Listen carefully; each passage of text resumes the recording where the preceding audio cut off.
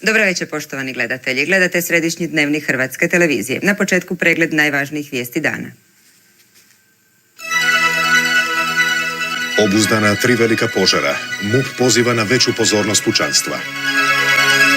Poslije 6 godina okupacije ponovno izvješće o žetvi u Baranji. Na Haškom sudu sarajevski svjedok optužbe govorio o svom viđenju u Herceg Bosna. Međunarodna zajednica najavljuje nova uhićenja osoba odgovornih za ratne zločine. Biljana Plavšić optužuje Karadžića za pokušaj državnog udara.